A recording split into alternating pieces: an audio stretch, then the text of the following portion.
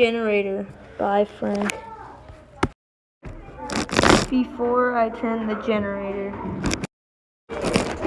When I turned it in reverse. When I turned it forward. Conversion of energy with generator. The energy used was potential to mechanical to electrical to light energy. Definitions. Potential energy is stored energy. Mechanical energy is energy of moving parts. Electric is movement of tiny particles. Light energy, a type of radiation energy.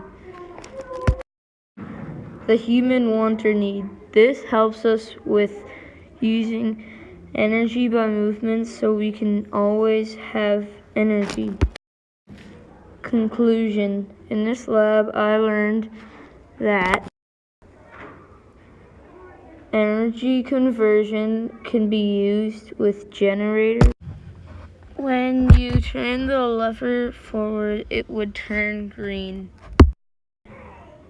When you turned the lever in reverse, the light would turn red. I like this lab.